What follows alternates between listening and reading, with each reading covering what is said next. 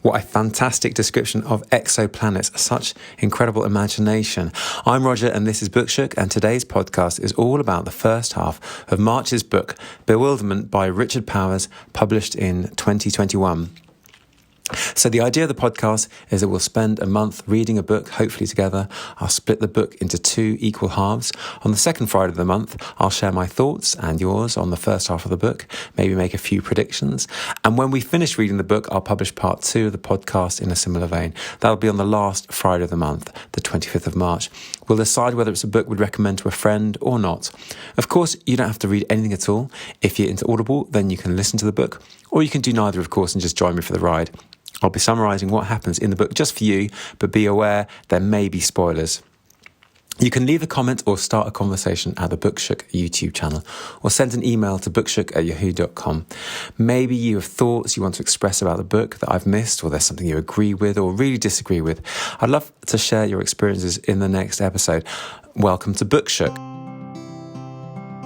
So I've read up to page 147, the chapter that starts, Robbie even enjoyed inflating the boat.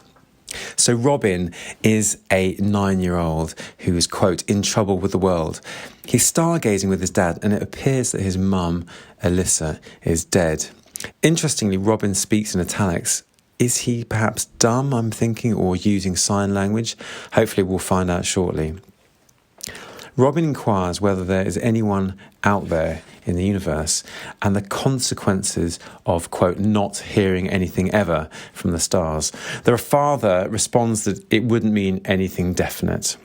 And I'm thinking, does that question allude to Robin's deafness? The fact that you can't hear something doesn't mean that it doesn't exist or has meaning. They are staying in a log cabin in the Smoky Mountains. The father has taken him out of school for a week. Quote, we settled into our makeshift base camp. He seemed happy, which had been the whole point of this special trip. Lying down on beds spread out on the slats of the sagging deck, we said his mother's old secular prayer out loud together and fell asleep under our galaxy's 400 billion stars. There's a lovely reference there to the mother at the end. Very poignant. It transpires that Robin can hear. So I'm thinking, I wonder why the italics. The narrator, father, muses on what Robin's condition could be. Quote, watching medicine fail, my child, I developed a crackpot theory. Life is something we need to stop correcting. My boy was a pocket universe I could never hope to fathom. Every one of us is an experiment, and we don't even know what the experiment is testing. My wife would have known how to talk to the doctors. Nobody's perfect, she liked to say, but man, we all fall short so beautifully. So Robbie is, quote, neurodivergent, which is the term that's used later on. His mother was crushed to death when Robbie was 7 years old. They do some sightseeing, and interestingly, the father wants to, quote, stay one step ahead of his son by skimming the mammal's book before he wakes, which I think is an interesting thing for a father to want to do. And the mother is a constant presence in the evening with the recitation of her prayer.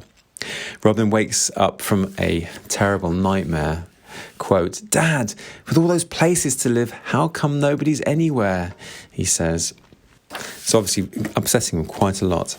Next day, it's his birthday, and we learn that his mum worked at the Capitol, quote, to do battle. Perhaps she was a lawyer of some kind. The narrator tells Robin the story of how he met his mother and got his name. Now, I'm thinking that Robin's voice without these speech marks and italics is very distracting. It's really taking me out of the story at the moment. What do you think about these italics? How are you affected by them? Are you not affected by them at all? I'm finding it slightly strange.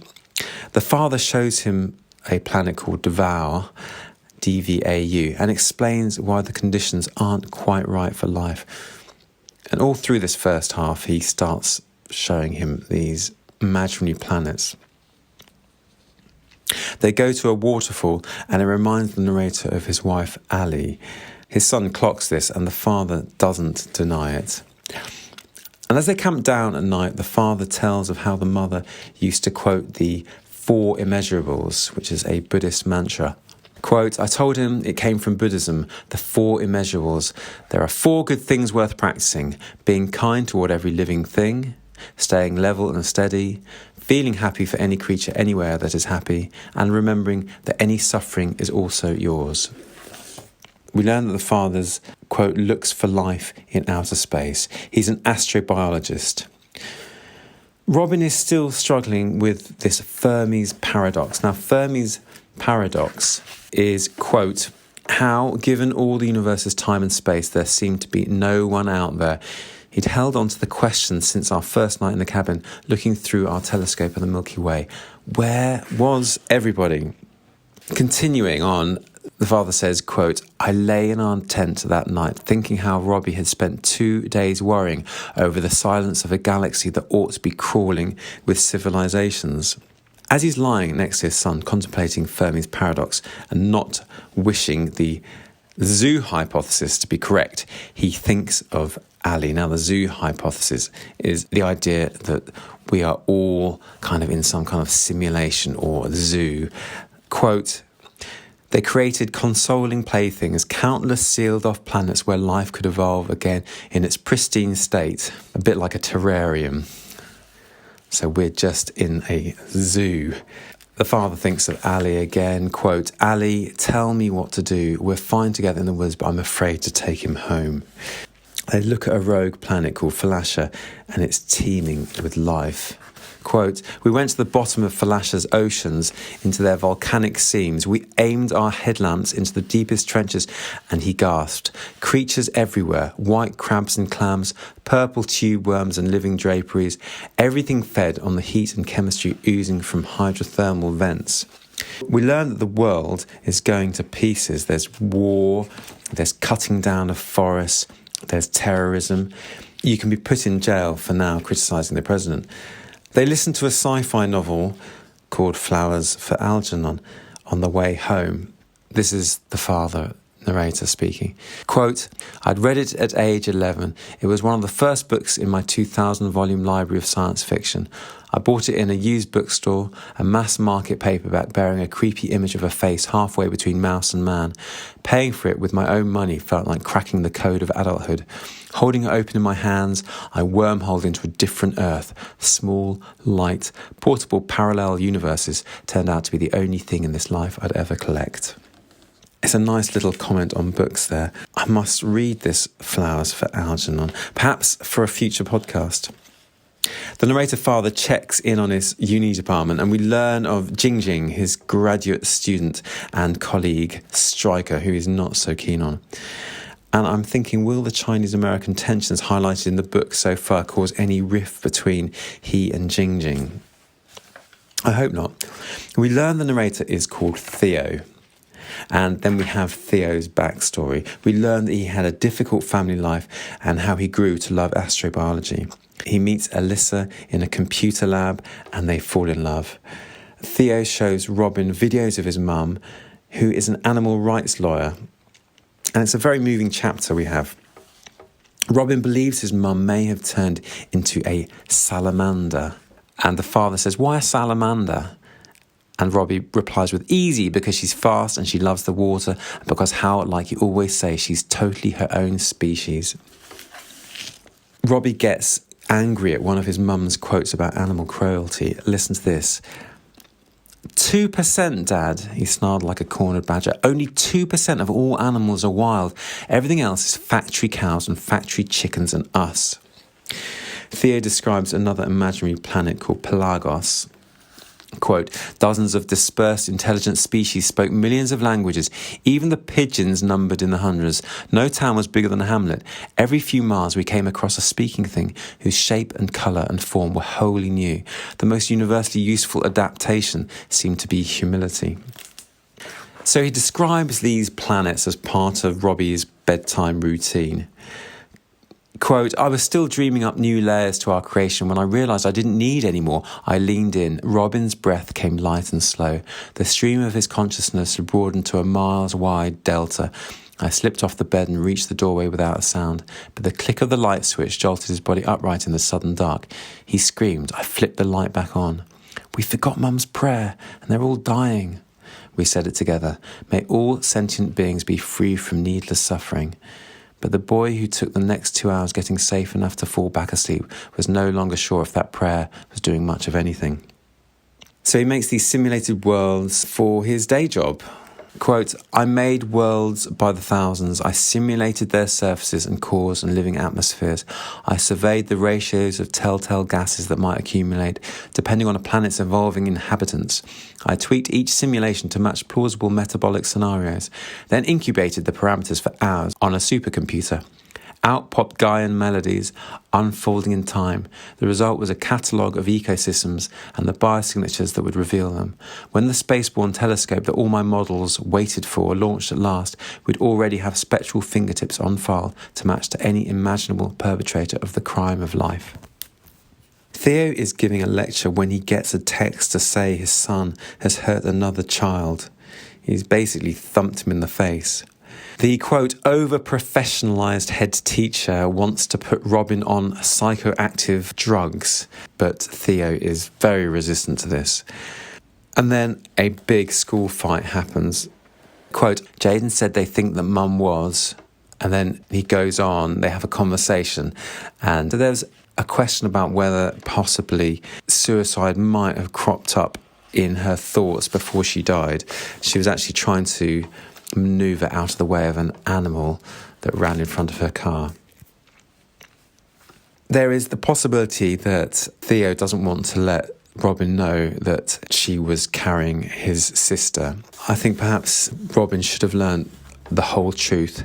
Theo even says, quote, I've always been especially good at lying by omission. And I wonder how he knows this and whether this omission, if it hasn't already backfired, will. The parents of Jaden are also, quote, weirdly sympathetic.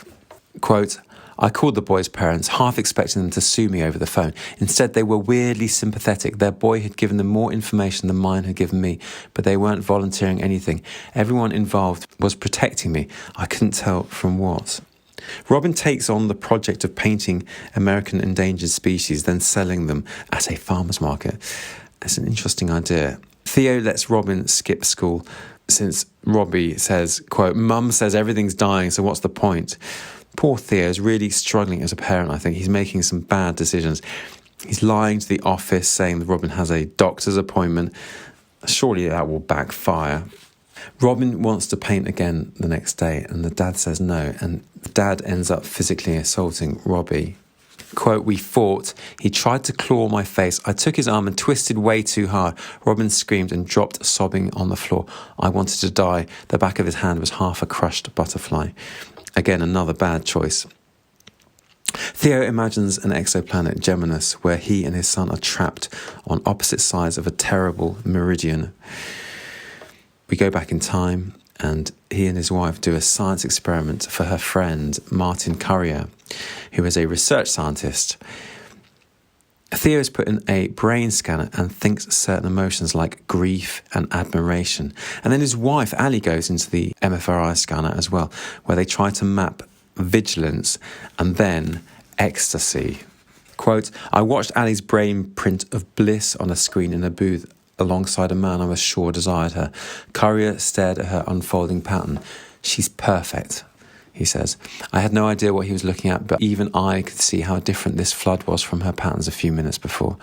I knew my wife as well as I've ever known anyone, but I had no clue what memories Ali used to generate this command performance. Was I somewhere in the mix? Was her son the centre of her joy, or did other things prompt her innermost bliss? He goes on, speaking to Ali. What were you thinking of back there? I need to know.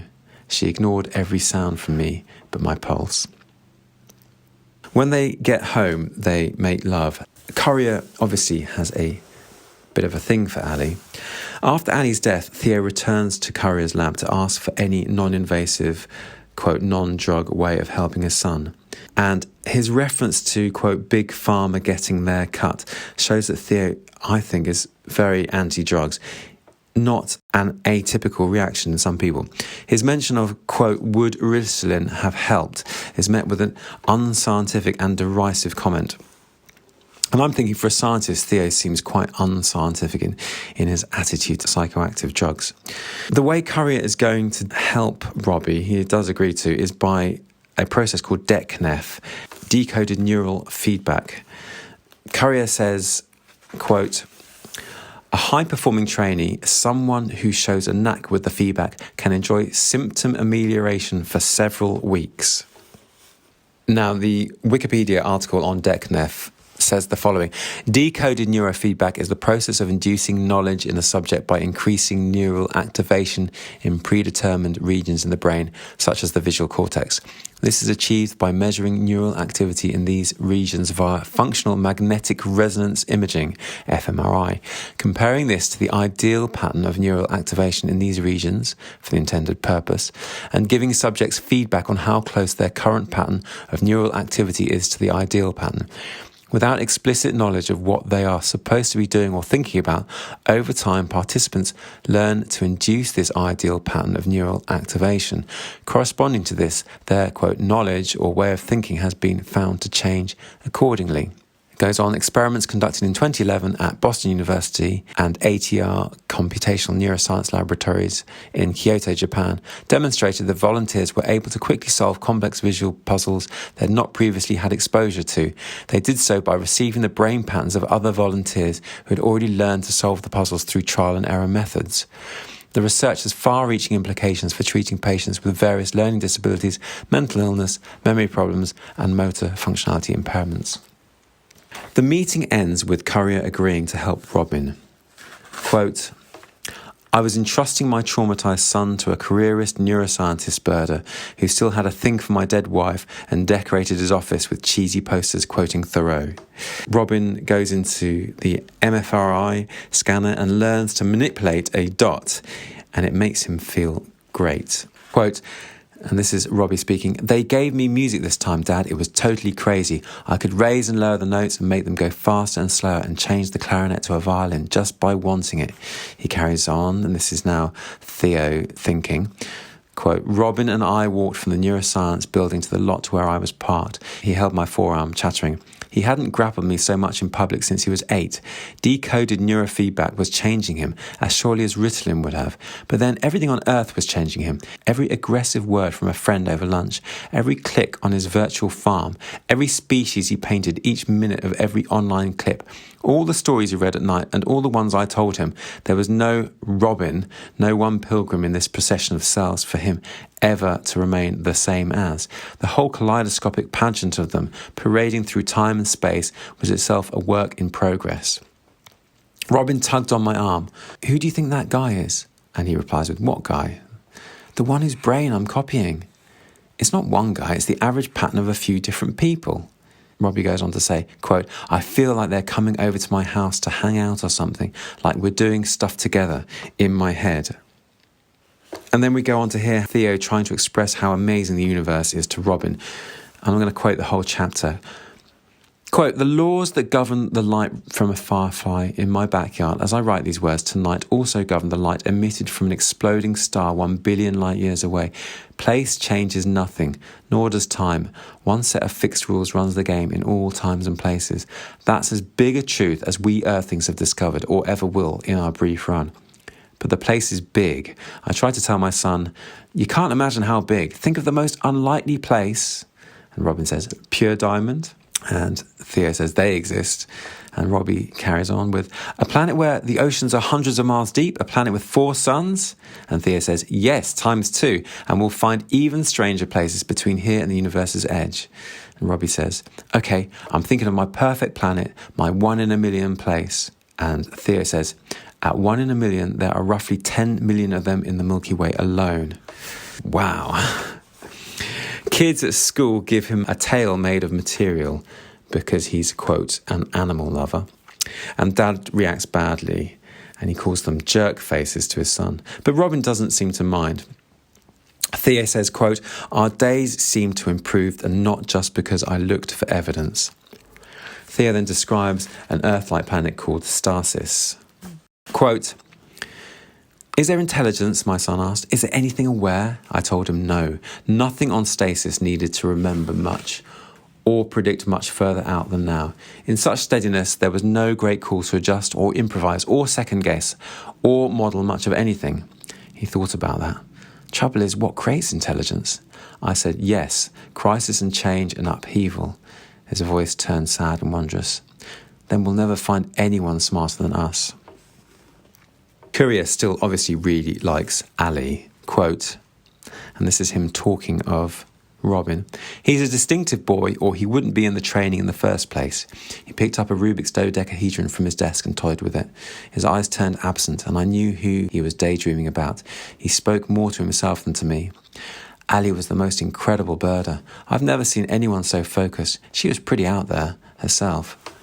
Robin sees the activist Inga Alder on TV, who is similar to Greta Thunberg nowadays, and is enamoured. He sells his pictures at the farmer's market, and he is actually very successful.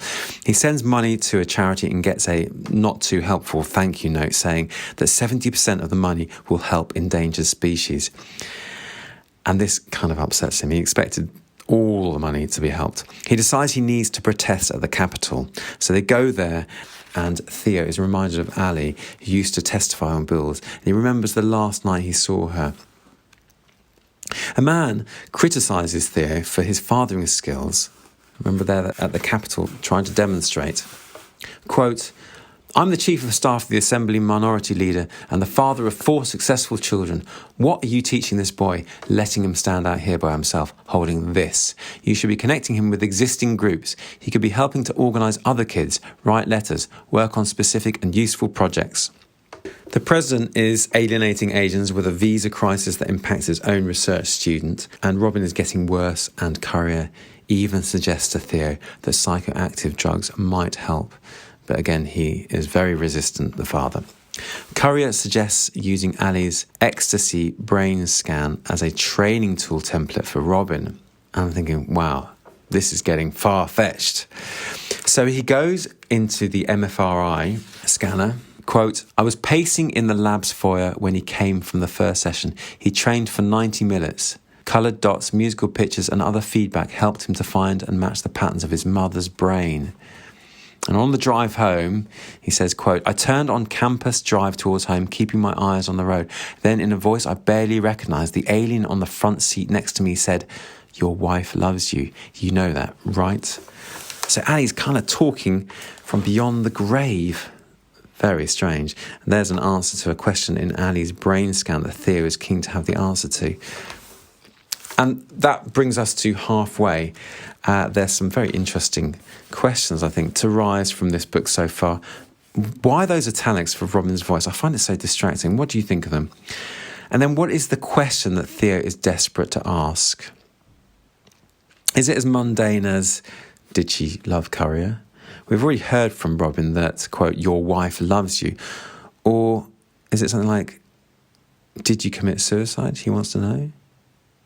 Like perhaps Jaden's parents were suggesting. Another very important question, will Robin get better? Will the MFRI scans continue to help him? And will his father avoid giving him psychoactive drugs? So all in all, I'm finding the book so far very bleak. I enjoyed the opening with some of the descriptions of the wild and the father and son relationship, but I'm finding it a little bit far-fetched, the idea that Robbie could even be speaking in his mother's voice with his mother's words. We've already heard from Robin that your wife loves you.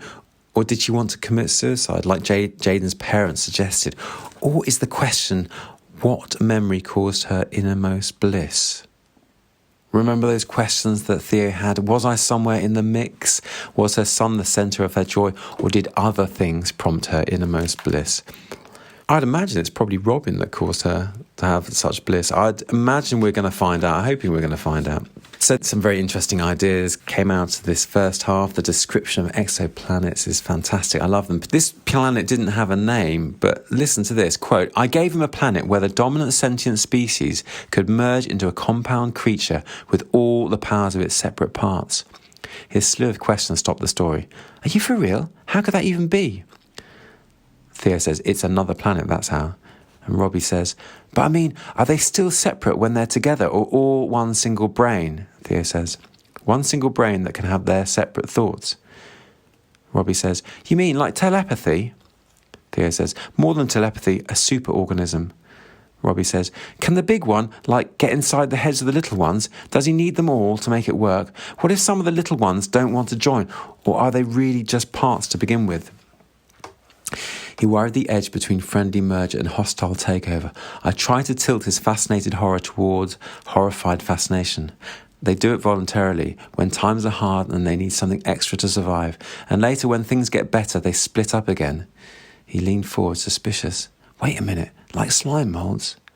I'd shown him in the labs at the university those independent single cells that merged into a community with its own aggregate behaviour and rudimentary intelligence. "You stole that from Earth!" He slugged my upper arm several times in slow motion. That planet really reminds me of how our society, when working well, can work. And these flights of imagination really seem to echo reality. For example, Geminis. Quote, "We travelled to Geminis together, my son and I, but we each arrived alone. I found myself in a wind-fed channel on the side of constant day. I searched throughout the habitable strip, but couldn't find him," he goes on. "He had been looking for me as well, nearing the temperate boundary belt. I saw him a long way off, rushing from the other side. I broke into a run, but he held up his hands to stop me. I realised there, on the edge of darkness, he had seen the raw night sky. He'd looked at stars as no one on earth ever would again. He'd seen change and time, cycles and variety, math and stories as countless, subtle and various as the black-backed constellations. He called to me from over the standing edge of dark, 'Dad, Dad, you have no idea.' But I was trapped in light and couldn't cross over." Now that planet is imagined after their physical fight. Very relevant. All the way through the book, we have the idea of animal having rights, and a big part of the novel is Ali being an animal rights lawyer. Robin is very much against eating animals. Quote, Grandpa Cliff says, "Have a little turkey, man, it's Thanksgiving." When Robin finally blew, it was geothermal. He started screaming, "I don't eat animals, I don't eat animals, don't make me eat animals." There was an interesting idea about laziness and brain plasticity. Courier says, quote, "Robin is definitely a high-performing decoder." Courier agreed. "The two of us sat in his office surrounded by toys, puzzles, optical illusions and life-affirming posters." "Is that because he's so young, like how kids learn a new language without trying?" says Theo. Marty Courier tipped his head to one side. "Plasticity has been documented at every stage of life. Habit impedes us as we age as much as any change in innate capacity. These days we like to say that mature is just another name for lazy." Very interesting. What interesting ideas did you find in that very first part of the book? I would love to hear your thoughts. Do email me at bookshook@yahoo.com. I'd now like to share some of your thoughts on last month's book, The Quiet American by Graham Greene. There were some wonderful comments on the web and on Goodreads. Hanneke wrote, "An absolutely brilliant book. I think it is a genuine masterpiece to be enjoyed on numerous different levels. It goes straight to my favourites ever list. Graham Greene employs the right tone for this book, cynical yet compassionate. Correspondent Fowler's non-commitment is the best attitude for the place and time of his assignment in Vietnam. But whether it is psychologically healthy cannot be said with certainty. Written in 1955, it is shocking to see how very relevant the book still is today, perhaps even increasingly so. The ignorance and misconception of the stereotypical American proves to be truly deadly. In his ignorant fanaticism, CIA agent Pyle stays convinced of his good intentions, even when witnessing with his own eyes the devastation he brings about. I thought a few times that the saying, quote, 'fools rush in where angels fear to tread,' was very applicable, and that is still applicable in the world today. A pity that this book was not a mandatory book to be read by the US military when sending the first troops to Vietnam halfway through the 1960s, might have warned them for a hopeless endeavour." And Michael Finocchiarino wrote, "This is an amazing story about the French colonial war in Vietnam and an incompetent wannabe agent seen through the eyes of an opium-addicted British journalist. Cynicism abounds. Great writing, gripping scenes, excellent read, a true classic." He goes on to suggest that if you enjoyed the book and want to have more background on the historical canvas on which the story was painted, you should read Frederick Loggeval's Embers of War about the French Indochina War and Francis Fitzgerald's masterful Fire in the Lake about the Vietnamese and the American conflict. Both, he says, are gripping stories. Swaroop drew out some favourite quotes that sum up the book. Quote, she was the hiss of steam, the clink of a cup. She was a certain hour of the night and the promise of rest. Swaroop goes on to say, Graham Greene's The Quiet American is a wonderful piece of literature. It's partly love story, partly war and courage story, partly suffering and sad story, partly a story of repent and partly a story filled with selfishness. Do read the below lines to get a feel of what this book is about and then read this book. Quote, death was the only absolute value in my world. Lose life and one would lose nothing again forever.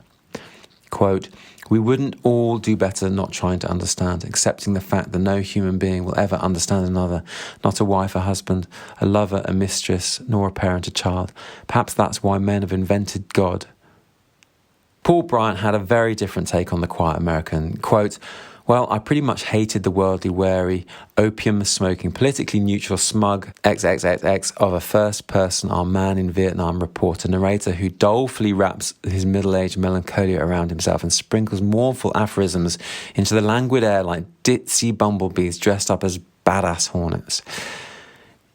He goes on to say, when you're about to consign this saggy, not much of a plot novel to the 2-star bin, then it moves up a gear and you get the strongly anti-colonialist part. And this does go a long way towards justifying the love this novel gets. But I did enjoy my time in this guy's rancid mind. I didn't like his elliptical conversations with philosophical cops. His pearls of wisdom got old, and by the time we find out, to no surprise, that his heart is in the right place, it's pretty much too late to care. And Dave Schaffsma said, quote, in the end, Fowler does take a stand, raging to pile about a needless and horrific bombing incident orchestrated by the Americans that causes many civilian casualties. But it's a novel, not a political tract. It's an often powerfully written book that helps see colonialism in a personal context. Fowler wants Phuong, Pyle wants her too. But what does she really want? Kind of reminded me in that respect of another great post-colonialist book by J.M. Coetzee, Waiting for the Barbarians, that sees colonialism and sexism as two aspects of the same condition. Anyway, if you would like to add your own thoughts, I would love to hear them. Please let me know at bookshook@yahoo.com. Thanks very much for listening. If you have any questions or comments about any of the books that I've gone through, I'd love to hear them. Email bookshook@yahoo.com or leave a comment at the Bookshook YouTube channel. I'd also love suggestions for future books to read together. Maybe there's been one sitting on your shelf for ages which you haven't got around to reading and you just need that push to get started. Talking of next books, after I publish part 2 of Bewilderment on the 25th of March, April's podcast will be all about For Whom the Bell Tolls by Ernest Hemingway, which is around 500 pages, so get that one at the ready if you can. Anyway, I look forward to discussing the final part of Bewilderment on the 25th of March. See you then.